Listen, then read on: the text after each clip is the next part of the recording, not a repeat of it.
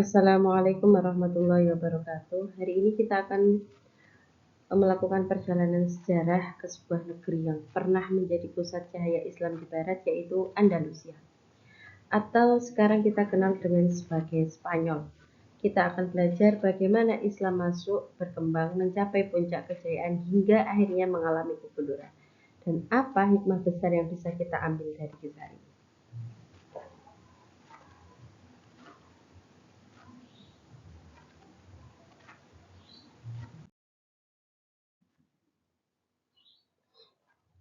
Dari materi ini, kita akan memahami 4 hal penting.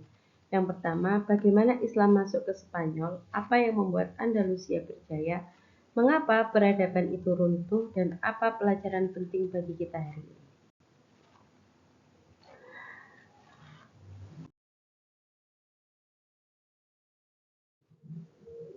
Selanjutnya, Islam masuk ke Spanyol bukan sekedar penaklukan militer, tapi juga penyebaran ilmu, budaya, dan nilai-nilai Islam. Mari kita mulai dari awal perjalanannya. Perkembangan Islam, wilayah Islam di masa Bani Umayyah satu sangatlah luas meliputi Afrika Utara, sebagian India, Afghanistan, Turkistan, Balukistan, Samarkand, dan juga ada Andalusia. Selanjutnya, setelah berhasil menaklukkan wilayah-wilayah penting, bagaimana awal mula Islam masuk ke Andalusia atau yang kita kenal dengan Spanyol. Andalusia berkembang di bawah Bani Umayyah, para pemimpin Muslim yang memperluas wilayah, membangun pemerintahan, dan membawa Islam sebagai cahaya di Eropa.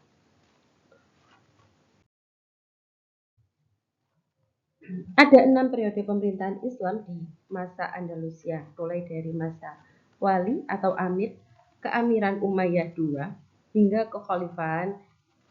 Kita juga bisa melihat masa pecahnya wilayah, munculnya dinasti-dinasti, dan akhirnya masa Bani Ahmar di Granada yang menjadi benteng akhir Islam di Spanyol. Ini adalah Walid bin Abdul Malik, raja pertama yang akhirnya eh,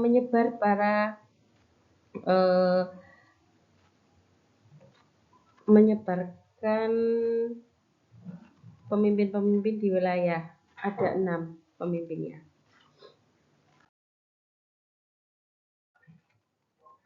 Tariq bin Ziyad bukan satu-satunya tokoh penting.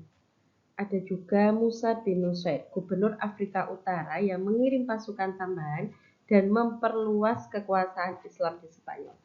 Jadi Islam masuk di Andalusia itu sekitar tahun 92 Hijriah. Saat itu di mana Andalusia dikuasai oleh orang-orang Scott. Masa bin Nusair sebagai gubernur Afrika Utara mengirim pasukan yang dipimpin oleh Panglima Tariq bin Ziyad pada tahun 710 Masehi untuk melakukan penaklukan ke wilayah ini. Selanjutnya, pasukan Muslim berhadapan dengan pasukan Raja Retorik, penguasa Visigoth. Dengan strategi dan kekuatan iman, pasukan Muslim menang, membuka jalan bagi masuknya Islam ke Andalusia. Tadi adalah peta yang bisa kita lihat bahwasanya Andalusia ada di sana. Setelah kemenangan itu, ibu kota-kota penting jatuh ke tangan Muslim, seperti Toledo, Cordoba, Sevilla. Cordoba akhirnya dijadikan ibu kota pemerintahan Islam di Spanyol. Namun, kejayaan itu tidak bertahan selamanya. Konflik internal mulai, perebutan kekuasaan, serta tekanan dari luar yang menyebabkan kemunduran. Hingga akhirnya pada tahun 1942 Granada jatuh dan berakhirlah sejarah panjang Islam Andalusia. Ini adalah Tariq Ibnu Ziyad yang mendarat di Gibraltar dan memulai inovasi untuk menaklukkan Andalusia.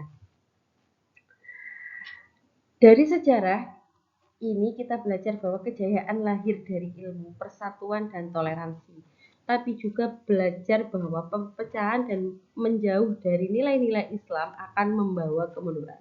Maka sebenarnya pelajaran ini sangat relevan sekali untuk kehidupan kita hari ini. Bagaimana kita melihat Indonesia saat ini yang menjadi pecah belah dengan adanya konflik-konflik internal.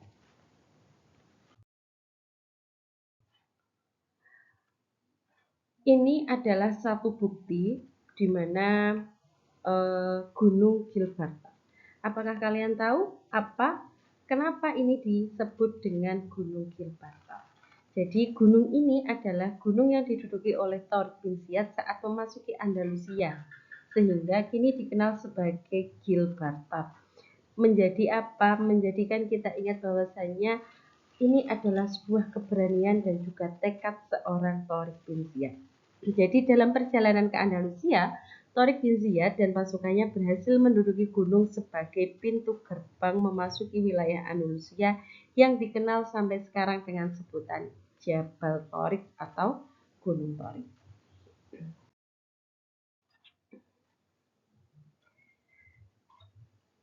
Ini adalah peta pada tahun 711 Masehi. Panglima Tariq dan Ziyad memimpin 7.000 tentara Islam untuk menyeberang Gibraltar menuju Andalusia. Ya.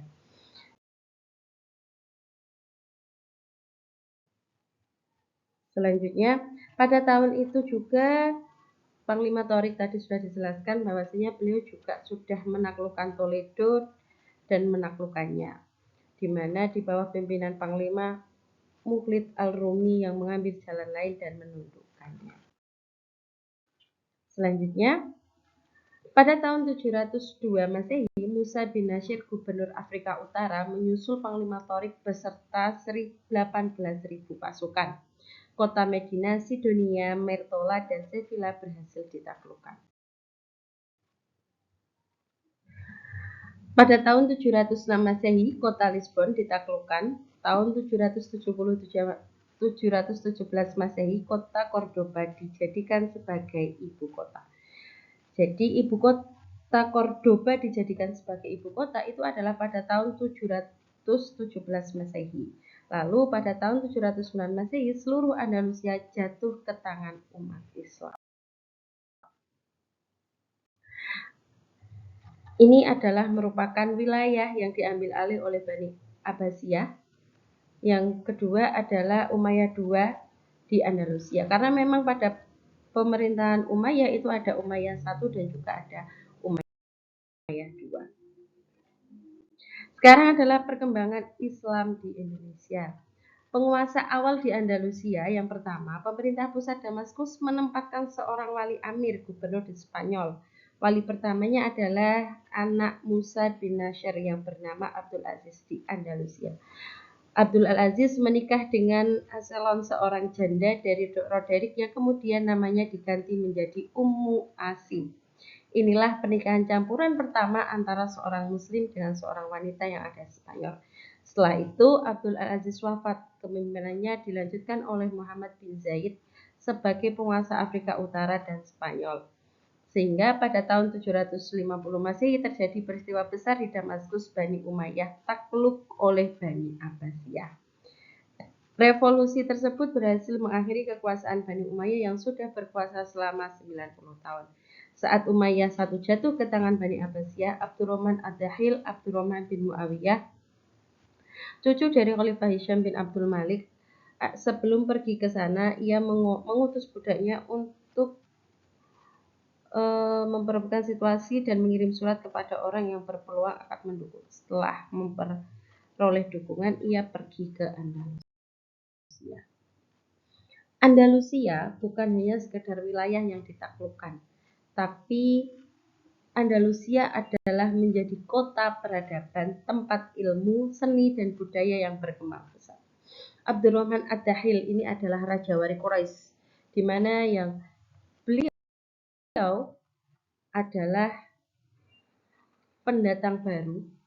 Abdurrahman ad-Dakhil berhasil menyatukan kekuatan di Andalusia dan pada tanggal 15 Mei 756 Masehi, Abdurrahman ad-Dakhil memproklamirkan berdirinya Imarah atau pemerintahan Umayyah II di Andalusia, yaitu di Spanyol. Hal ini menandakan secara resmi dimulainya kekuasaan kedua dari dinasti Umayyah yang merebut dari Abbasiyah. Pemerintah ini bersifat keamanan, gubernur, dan juga kekhalifahan. Ini merupakan perang yang dipimpin oleh Abdurrahman Ad-Dahil membangun sebuah angkatan bersenjata yang kuat dan terlatih, di mana ketika perang ini adalah terdiri dari 40.000 prajurit bayaran dari bangsa Barbar. Wilayah Andalusia dibagi menjadi 5 provinsi, masing-masing dipimpin seorang amir. Sistem ini membuat pemerintahan efektif dan Andalusia makmur. Kejayaan Islam di Andalusia itu mencapai yang pertama, umat Islam memperlakukan umat Kristiani dan Yahudi dengan baik, bijak, dan adil. Ini adalah suatu contoh moderasi moderat di mana orang-orang bisa hidup berdampingan tanpa memperhatikan dia muslim atau tidak. Yang kedua adalah memperbaiki dan memajukan perdagangan dan pertanian, mengembangkan seni rupa, membuat kontribusi yang sangat besar terhadap ilmu pengetahuan. Islam menjadi guru bagi Eropa. Selanjutnya, di bawah pimpinan Abdurrahman Al-Ghafiqi, gubernur yang menjabat 2 kali, tentara Islam pernah menyerbu Prancis Tengah, namun tertahan di Tours, sekitar 120 mil dari kota Paris. Pulau-pulau di Laut Mediterranean, Majora, Korsis, Sardinia, Kreta, Roxipus, dan Sila berhasil ditundukkan, membangun kota Cordoba sebagai kota metropolitan saat itu di Eropa.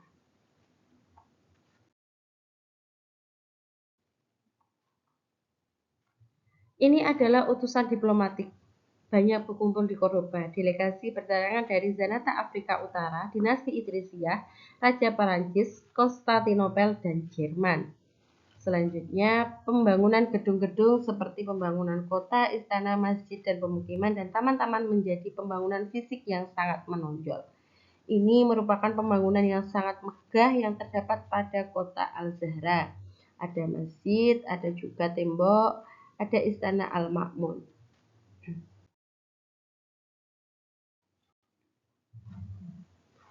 Selanjutnya, Cordoba sebagai ibu kota Spanyol dihiasi oleh taman-taman istana yang ada di sekitarnya. Kebanggaan juga menjadi kebanggaan. Ini adalah Alhambra, Granada, tempat pertahanan terakhir umat Islam di Spanyol di kota itu. Ada sisa-sisa kekuatan Arab dan pemikiran Islam. Arsitektur terkenal di seluruh Eropa, Istana Alhambra yang indah dan megah adalah pusat dan puncak ketinggian arsitektur Spanyol Islam. Selanjutnya, yang pertama ada beberapa bangunan dengan arsitektur Islam yang kental seperti Menara Giralda, Alcázar Sevilla, Menara Emas Toledo terdapat di Sevilla. Salah satu menaranya yaitu Giralda terindah di benua Eropa. Semula menara ini merupakan minaret atau menara masjid. Saat ini menara tersebut beralih fungsi sebagai menara lonceng Katedral Sevilla. Sampai sekarang masih difungsikan tapi tidak sebagai masjid. Ini adalah dekat La Giralda terdapat Alcázar Sevilla, bangunan spektakuler yang memiliki ornamen di dinding yang memuat skrip berbahasa Arab, termasuk frasa "Wula gaib ila Allah" atau tiada pemenang kecuali Allah. Karena arsitektur ini adalah refleksi seni arsitektur istana.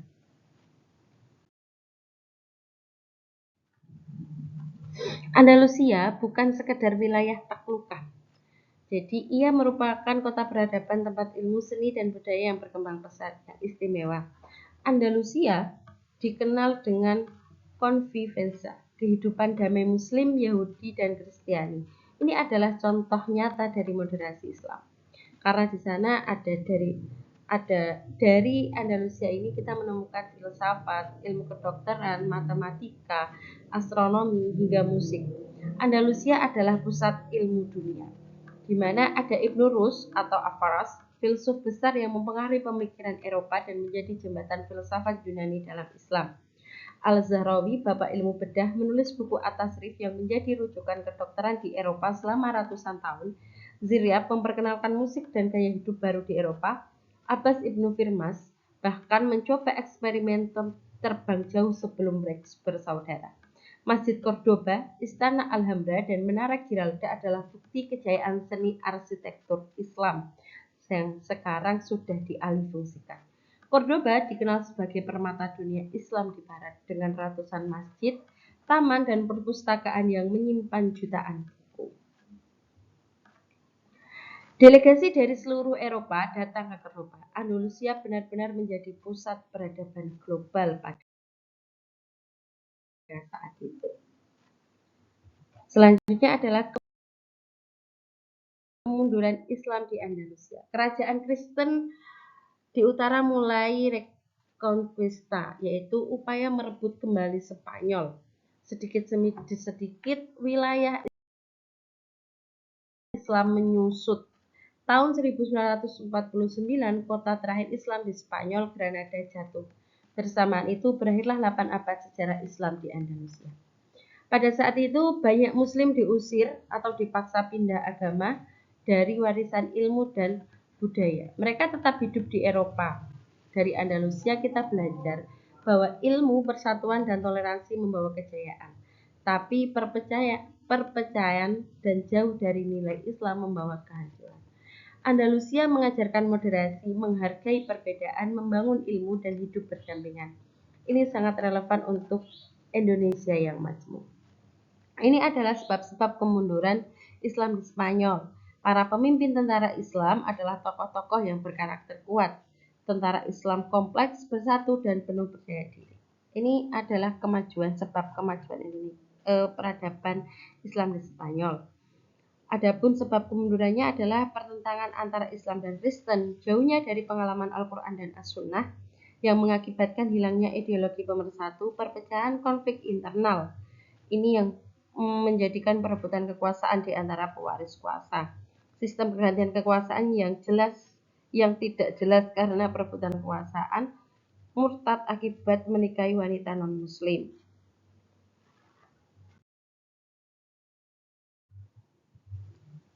Sejarah bukan hanya cerita masa lalu, tapi guru untuk masa depan. Semoga kita bisa melanjutkan semangat Andalusia, semangat belajar, membangun peradaban, dan menjaga persatuan. Nah, teman-teman, siapakah ini? Ada yang tahu? Ini adalah ilmuwan Muslim masa silam Abbasiyah. Kita akan bahas untuk pertemuan selanjutnya. Akhir dari saya, wassalamualaikum warahmatullahi wabarakatuh.